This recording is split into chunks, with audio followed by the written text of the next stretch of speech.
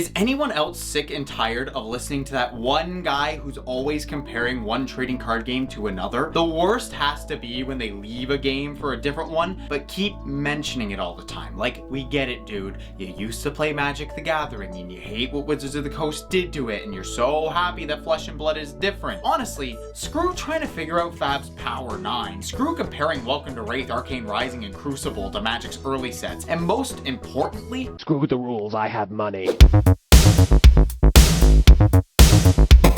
The first and most obvious similarity between Yu-Gi-Oh! And Flesh and Blood is that both are non-rotating games. Magic and Pokemon have a standard format, where after some time, a handful of older sets rotate out and are only playable in more expansive formats. This allows for the main one to stay fresh and balanced, or at least that's the idea. But Yu-Gi-Oh! Has always stood out as being the game that doesn't rotate, and there's a lot to love about this, and a lot of problems. Cards you buy will forever be playable, meaning that you can get way more use out of them, and a deck you invested in can be played for years. Or at least, that's the idea. The truth is, in Yu-Gi-Oh! Your deck will often either be A, too strong that it gets banned into oblivion, B, too fair to beat the obviously broken deck in the format, or C, strong and competitive. Until 2 sets later when an even more degenerate deck is released and warps the metagame around it, rendering every last piece of expensive shiny cardboard that you just put your life savings into completely and utterly worthless.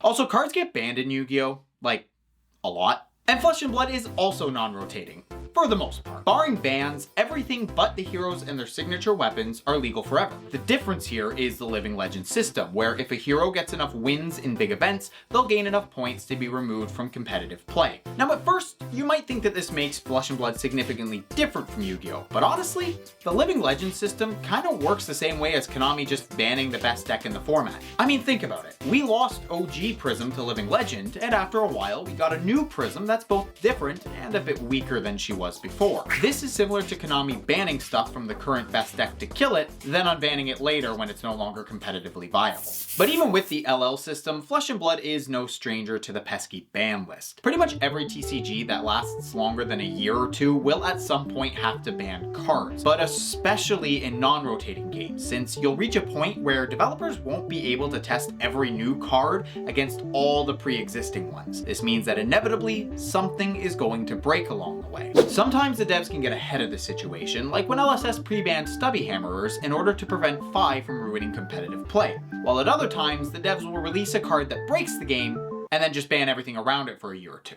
But it's not all doom and gloom. To balance the downsides of needing more bans, non-rotating games also have the unique ability to bring old decks back to life with new support. In Yu-Gi-Oh! This is known as legacy support, where Konami will throw old archetypes like Dark Magician and Blue Eyes some new cards and make them a lot more playable. This doesn't typically seem to make decks competitively viable, but they're good enough to take to a locals and maybe get a win or two. And this feels like what Flesh and Blood just did with Prism and Vincent, both of which are replacements for their Living Legend counterparts. Neither hero seems to be top tier, but they'll function just fine at the local armory level. And for most players, that's all they want. Plus, if LSS does want Prism and Vincent to be competitively viable in the future, they can just do what Konami does and give them some more of their own legacy support in future sets, just like they did with Azalea and Outsiders and Levia in Dusk Till Dawn. In fact, it's quite easy for both LSS and Konami to improve a specific deck without affecting any others, because both of them also run off a similar system for organizing their games.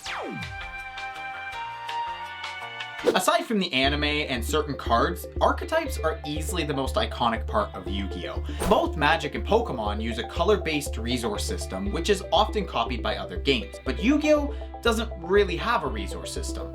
Like at all. Your only restrictions are how many cards you have available to use and your 1 normal summon each turn, which would probably be good enough if they didn't give everything, including your goddamn smartphone, the ability to special summon itself. However, you can't just throw a bunch of cards together willy-nilly and expect it to work. Most Yu-Gi-Oh! Cards are designed within specific archetypes, where most of the cards follow a similar theme and naming pattern, like Blue Eyes, Mermail, or Kashtira. And even cards that don't share the same naming convention will often refer to to the archetype in their abilities. There's also types and attributes which help further categorize cards. While not always, archetypes in Yu-Gi-Oh! Will often line up with a type or attribute or both, and sometimes two different archetypes can be designed close enough with one another, sharing the same type or attribute, that they can be used in the same deck. Take Fire King and Fire Fist for example. They're two different archetypes, but they both share the attribute of fire and the type of Beast Warrior, which allows them to be used together in a cohesive strategy. And Flesh and Blood works off a pretty similar idea, just with a few more restrictions. Specific heroes are much like the archetypes themselves, where the theme, name, and general feel of a deck are tied together with an identity. Class is similar to types, where you've got Warrior, Brutes, and Illusionists in Fab, and Warriors, Beast Warriors, and Spellcasters in Yu-Gi-Oh! As for talents and attributes, these are pretty self-explanatory. Light, Shadow, Earth, Draconic? Light, Dark, Earth, Fire. The biggest difference between these two games comes from the fact that in Yu-Gi-Oh! You can mix and match everything as you please, but in Flesh and Blood, barring generic cards, your deck can only play the cards that match your class and talent. It's a more restrictive system, but I think it allows the developers to not only keep the game better balanced, but also allows for each class and hero to feel very unique and interesting. For example, Prism can play Illusionist, Light, and generic cards, and so you have to construct a deck within those parameters. This makes her deck very different from Dromai, who is a Draconic Illusionist. They might share a couple Illusionist and generic cards, but the different talents allow for wildly different designs. And while Yu-Gi-Oh! Isn't technically restrictive, most archetypes don't work well together. So while you can play any archetype with another, oftentimes you'll stick to one with maybe a deck engine from another. For example, you could play pure dinos, or you can mix them with Shaddolls and get a reasonably different deck. But even with the deck building limitations in Fab, you're still able to mix and alter strategies just fine. For example, Lexi can lean into the cards she was designed with, either playing Ice or Lightning or a mix of the two. Or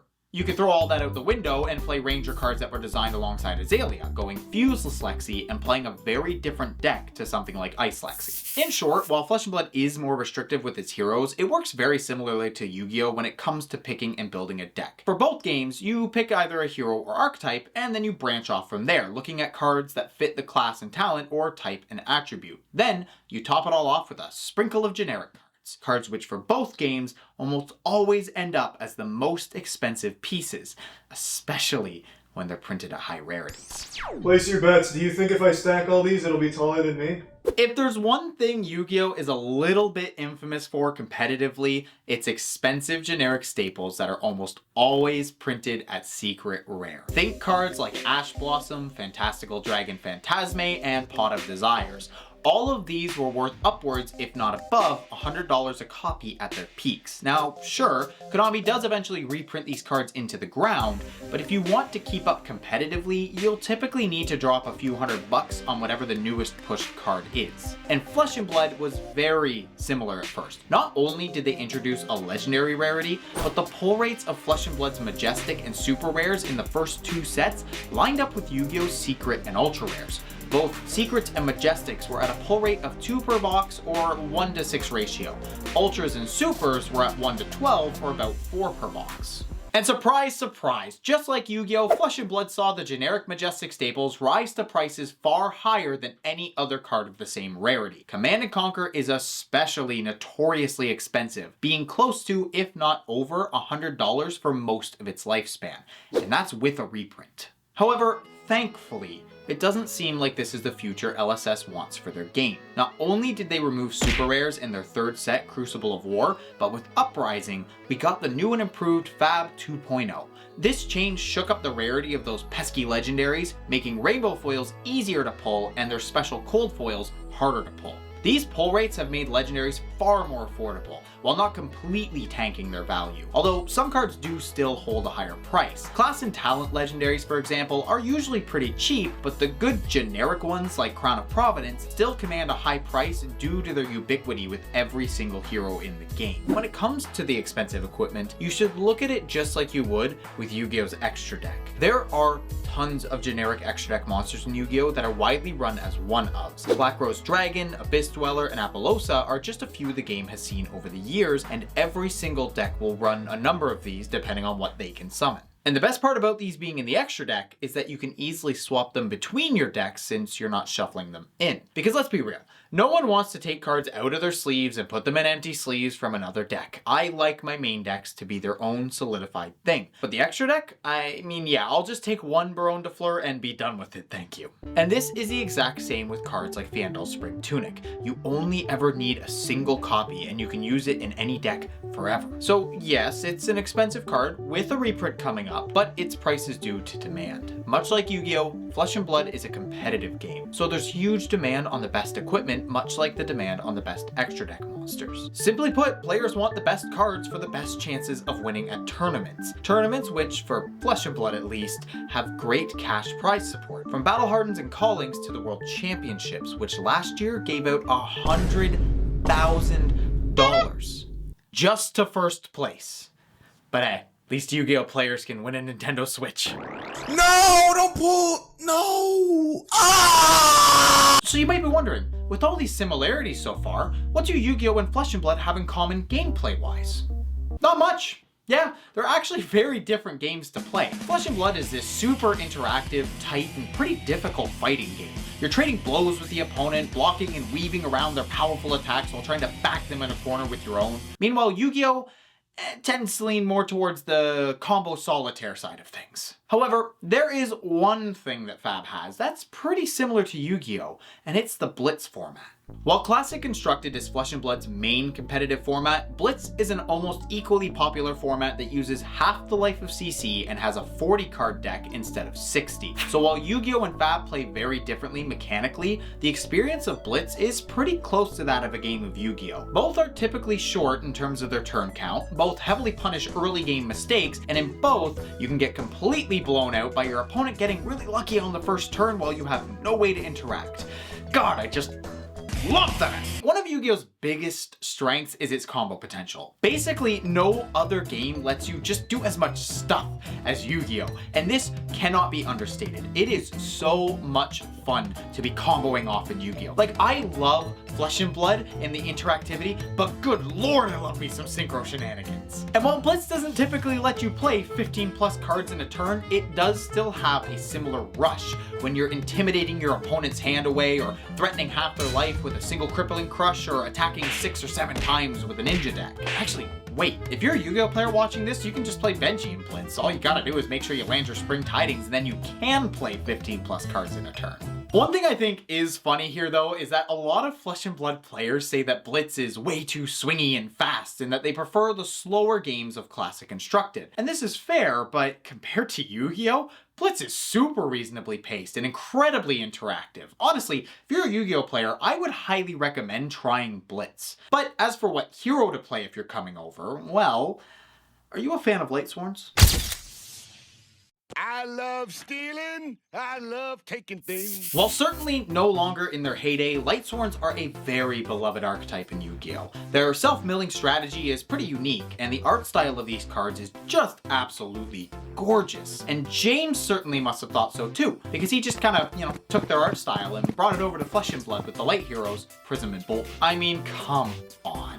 Prism looks suspiciously like Minerva and Lila, while Bolton gives me major Raiden vibes. You know that this hunk of a man has a 12-pack beneath that armor. Plus, we have some similar names like Lumina Ascension and Lumina Lightsworn Summoner, Charge of the Light Brigade, and literally just Charge of the Light Brigade. We've got Raiden Duskblade and Raiden Hand of the... Okay, that one's a bit of a stretch, but you get what I'm putting down.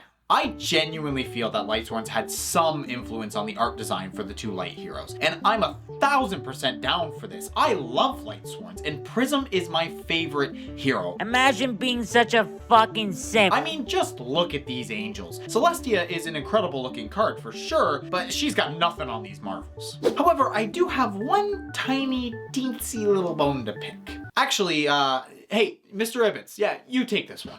Oh, yeah, yeah, okay.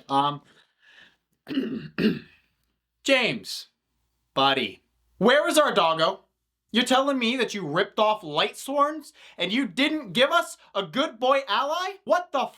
I have a Blue Eyes White Dragon Jet. Your argument is invalid. While the first trading cards I ever owned were Pokemon, Yu-Gi-Oh! Was the first one that I actually played. With playground rules, mind you, but I still played it, okay? So needless to say, I've got a fond place in my heart for Yu-Gi-Oh! And it's really cool to see some of that game rub off on Flesh and Blood. Personally, I really love how much heroes feel like archetypes. There's just something about having a specific deck with an identity to latch onto. Much like how I once considered myself a Dino and Junk Doppel player, I now consider myself a Prism and Viscerai player. And honestly, I really feel that a lot of Yu-Gi-Oh! Players would love Flesh and Blood if they gave it a go. The games play different mechanically, but there's still a lot of those moments in Fab that give you that rush while playing, just like Yu-Gi-Oh! Does with its combos. All that said though, I do hope that Flesh and Blood is a bit more careful with that power creep. Anyone else remember when Summon Skull was one of the strongest monsters in Yu-Gi-Oh? Boy, have things changed.